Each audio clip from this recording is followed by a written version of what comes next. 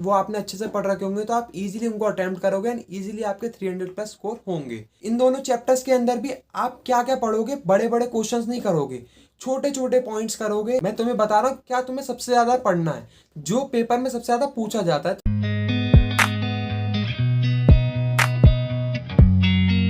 Hello guys, तो कैसे हैं आप सब लोग? आई होप सब लोग बहुत अच्छे होंगे। मैं आपका भाई अर्शुल चोपड़ा एंड मैं आज आपके साथ एक न्यू वीडियो लेकर आया हूं, जिसके अंदर मैं डिस्कस करने वाला हूं इन लास्ट 10 डेज की बेस्ट स्ट्रेटेजी, जिसके अंदर मैं आपको बहुत सारे अच्छे अच्छे पॉइंट्स बताऊंगा जिसे आप फॉलो करके इजीली 300 प्लस स्कोर कर सकते हैं। बट उसके लिए आपको वीडियो बिल्कुल एंड तक देखनी होगी एंड मैं आपको गारंटी दे सकता हूँ कि अगर आपने वीडियो एंड तक देख ली तो आप गारंटी इन 10 डेज को अच्छे से यूटिलाइज करके 300 प्लस स्कोर करेंगे। तो वीडियो बिल्कुल भी स्किप मत करिएगा। बट उससे पहले अभी तक आपने मेरे चैनल को सब्सक्राइब नहीं किया तो जल्दी से बेल आइकन को प्रेस कर दें, चैनल को सब्सक्राइब कर दें। एंड सेकंड, अभी तक आपने मेरे टेलीग्राम ग्रुप को भी ज्वाइन नहीं किया तो मैंने उसका लिंक भी डिस्क्रिप्शन में दे रखा है, तो जल्दी से आप उसे भी ज्वाइन कर लें, क्योंकि उसके अंदर मैं आपके छोटे मोटे doubts hand to hand clear कर देता हूँ। तो चलिए वीडियो कंटिन्यू करते हैं। तो सबसे पहले पॉइंट पे आपने फोकस करना है, वो है मार्किंग। अब देखो, आपके 4 पेपर्स हैं तो आपने 4 पेपर्स में देखना है कि किस किस टॉपिक की सबसे ज़्यादा मार्किंग है, कौन सा टॉपिक है जो सबसे ज़्यादा पूछा जाएगा, जो सबसे ज़्यादा मार्क्स कंटेन करता है। तो सबसे पहले आपने उसको टोटली फोकस करना है, टोटली उसको पढ़ना है, जिससे अगर एंड में कम टाइम बचता है छोटे छोटे मार्क्स वाली चीज़ों के लिए तो हमें इतना रिग्रेट ना हो, इतना हम प्रेशर में ना आए। तो आपने उनको अच्छे से पढ़ लेना है, उनको ज़्यादा से ज़्यादा रिवीजन करना है। एंड अगर आपको ऐसा लग रहा है कि आप उसे भूल रहे हैं तो आपने उनकी वीडियोस की फॉर्म में दोबारा से उन्हें सुन लेना है, थोड़ा स्पीड बढ़ा के। अब वो आप खुद डिसाइड करिए कि आपको कितनी स्पीड आपके पल्ले पड़ रही है, ठीक है। बट जिसकी भी सबसे ज़्यादा मार्किंग आपको लग रही है तो आप उसको ज़्यादा से ज़्यादा रिवीजन करें, ज़्यादा से ज़्यादा उनकी वीडियोस देखें। बिकॉज उससे होगा क्या कि पेपर में वो ज़्यादा से ज़्यादा नंबर के आएंगे एंड वो आपने अच्छे से पढ़ रखे होंगे तो आप इजीली उनको अटेम्प्ट करोगे एंड इजीली आपके 300 प्लस स्कोर होंगे। तो चलिए अब मैं सारे सब्जेक्ट्स के आपके साथ डिस्कस करता हूँ। तो सबसे पहले बात करता हूँ लॉ एंड एथिक्स वाले पेपर की। तो देखो, इस पेपर के अंदर आपने सबसे पहले फोकस करना है अपने इंडियन कॉन्ट्रैक्ट एक्ट को, क्योंकि इसकी मार्किंग बहुत ज़्यादा है। तो अगर आपको ऐसा लग रहा है कि आपको याद है इसमें सारी चीज़ें क्या थी, आपको पता है, तो आप जल्दी से उसका रिवीजन कर लें अपने नोट से। एंड अगर आपको ऐसा लग रहा है कि आप भूल रहे हैं तो आप वीडियो लेक्चर की स्पीड थोड़ी सी बढ़ाकर अपने अकॉर्डिंग उसको सुन लें, उससे जल्दी से रिवीजन हो जाएगा। तो सबसे पहले आप क्या करोगे, इंडियन कॉन्ट्रैक्ट एक्ट, ठीक है। उसके बाद आप क्या करोगे, सेल्स ऑफ गुड्स एक्ट, ठीक है। सेम उसमें भी यही है कि अगर पता है तो उसको रिवाइज कर लो अपने नोट्स से, नहीं पता तो वीडियो थोड़ी स्पीड बढ़ाकर देख लो। एंड थर्ड, अभी आप नेगोशिएबल इंस्ट्रूमेंट एक्ट को नहीं पकड़ोगे, क्योंकि वो 10 नंबर का है, इतना मैं नहीं समझता, मैंने भी उसको इतना फोकस लिए नहीं पढ़ा था। तो अभी आप उसको पॉज रखोगे एंड उसके बाद तुम्हें पढ़ना है एथिक्स। एथिक्स में तुम्हें क्या है, पढ़ना बहुत कम है बट नंबर बहुत ज़्यादा मिल रहे हैं। तो एथिक्स की तो तुम चाहो तो 2 से 3 घंटे की वीडियो है, तो चाहो तो तुम अपने नोट से रिवाइज कर लो। अगर तुम्हें बहुत ही अच्छा आता है, नहीं आता तो कोई टेंशन लेने वाली बात है ही नहीं। इसकी टोटल वीडियो ही 2-3 घंटे की है, तो आप उसे दोबारा से भी सुन लोगे तो एथिक्स आपकी दोबारा मजबूत हो जाएगी। तो मैंने तो अर्जुन सर से पढ़ा था, उनकी 2-3 घंटे की वीडियो थी, तो मैंने उसी सुन लिया था। उसमें उन्होंने सारे इंपॉर्टेंट क्वेश्चन, इंपॉर्टेंट पॉइंट, सब चीज़ें एमसीक्यू कराकर सब चीज़ें करा दी थी। तो अगर आप उनसे पढ़ना चाहो तो मैं नीचे वीडियो का लिंक दे दूंगा, तो आप वहाँ से पढ़ के ईजिली कर सकते हो।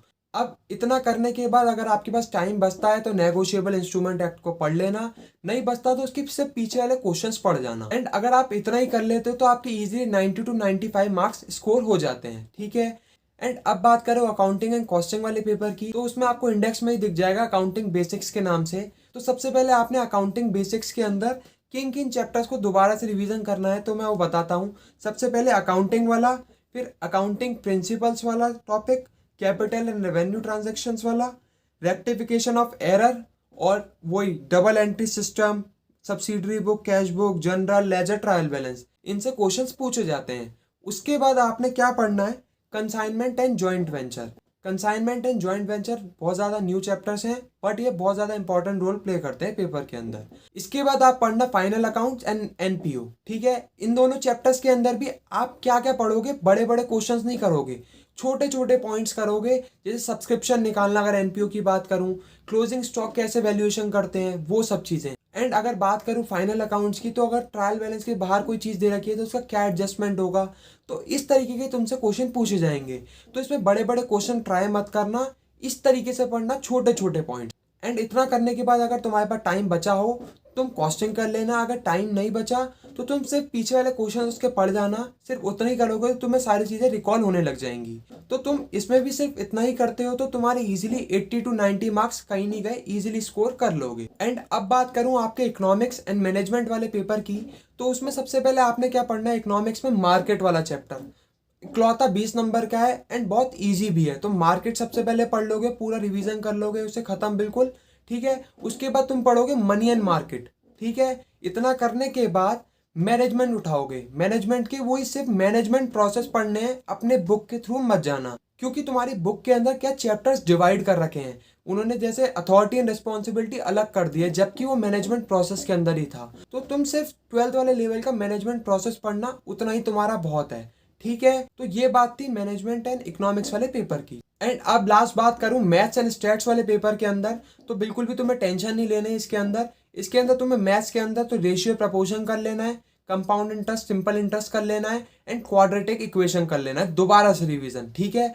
या मैं वो सब नहीं बता रहा क्या इंपॉर्टेंट है, मैं तुम्हें बता रहा हूँ क्या तुम्हें सबसे ज्यादा पढ़ना है। जो पेपर में सबसे ज्यादा पूछा जाता है तो उसको तुम सबसे ज्यादा पढ़ोगे, जिससे अगर तुम छोटे छोटे मार्क्स वाली चीजें छोड़ जा रहे हो तो कोई टेंशन नहीं है। पेपर में अगर आ भी रही है तुम्हें याद है तो कर लोगे, नहीं याद तो कोई इतना टेंशन नहीं आएगा, एक दो क्वेश्चन आएंगे तुम छोड़ भी सकते हो तो कोई इतना दुख नहीं होगा। अब बात करूं स्टैट्स की, तो स्टैट्स में तुम सबसे पहले मेजर सेंट्रल टेंडेंसी कर लोगे, फिर डिस्पर्जन कर लोगे, फिर उसके बाद करोगे स्क्यूनेस। स्क्यूनेस से तुम्हें 1 से 2 क्वेश्चन मिलेंगे, छोड़ना मत। और सिंपल से 1 पेज का चैप्टर है, कर लेना, ठीक है, उसे भी कर लेना।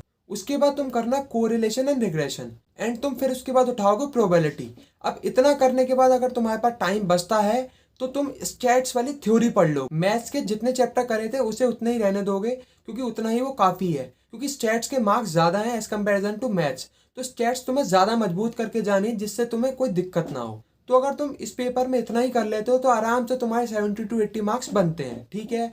मैंने भी सिर्फ एंड के दिनों में इतना ही किया था तो मेरे भी 76 मार्क्स बन गए थे। तो ये थी इन सारे पेपर्स के जिनकी मार्किंग ज़्यादा है उनके बारे में। तो सबसे पहले आपने इन सब चीज़ों को पढ़ना है, उसके बाद अगर टाइम बचता है तो नेक्स्ट चीज़ों को उठाना है जिनकी छोटी छोटी मार्किंग है। एंड अब बात करूँ सेकंड पॉइंट की, तो वो ये है कि आपको इन लास्ट 10 दिन के अंदर ज़्यादा से ज़्यादा कोशिश करना है एमसीक्यू ट्राई करने का। अब देखो जो थियोरटिकल सब्जेक्ट्स हैं उसमें तो तुम्हें पीछे बेतहाशा एमसीक्यूज मिल जाते हैं, तो सिर्फ तुम उन्हें कर जाते हो तो तुम्हारे लिए वो बहुत रहते हैं। बट जो न्यूमेरिकल सब्जेक्ट्स हैं, अब उसमें किस तरीके से करना है मैं वो बताता हूँ।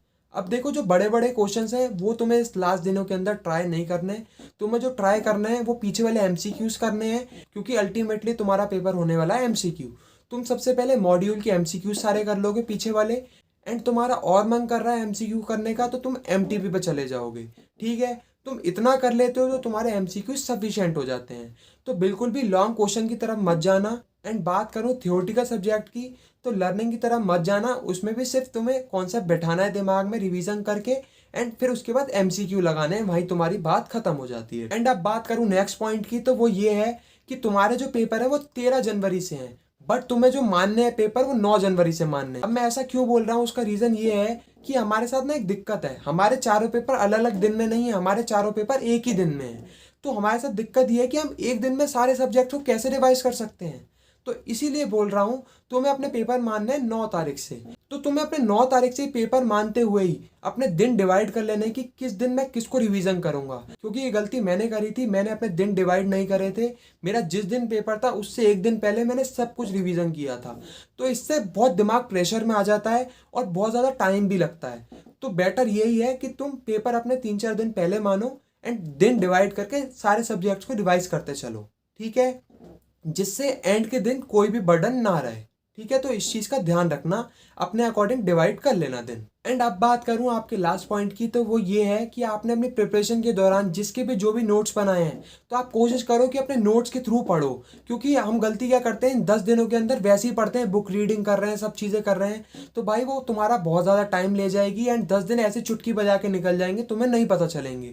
तो तुम कोशिश करो जो भी तुमने नोट्स बनाए हैं उन नोट्स के थ्रू गो थ्रू करो, सारी चीज़ें उसके थ्रू पढ़ो, जिससे टाइम भी कम लगे एंड अच्छे से तुम सारी चीज़ें जल्दी से जल्दी रिवीजन भी कर पाओ। एंड अगर तुम्हारे पास शॉर्ट नोट्स नहीं है तो मैंने उसकी भी वीडियो बना रखी है, तो मैं उस वीडियो का लिंक नीचे डिस्क्रिप्शन में दे दूंगा, तो आप उस वीडियो में जाकर लिंक के थ्रू सारे नोट्स डाउनलोड कर लेना, उससे पढ़ना, जिससे आप इजीली जल्दी जल्दी सारी चीज़ों को रिवीजन कर पाओ। तो आई होप आपको ये सारे पॉइंट्स क्लियर हुए होंगे। तो आई होप आपके लिए वीडियो यूज़फुल रही होगी एंड आपको सारी चीज़ें समझ आई होंगी। तो अगर आपको किसी भी तरीके की कोई भी प्रॉब्लम है तो नीचे आप कमेंट करें, एंड अगर आपके लिए वीडियो यूज़फुल रही हो तो जल्दी से वीडियो को लाइक कर दें, कमेंट कर दें, चैनल को सब्सक्राइब कर दें। Thank you so much.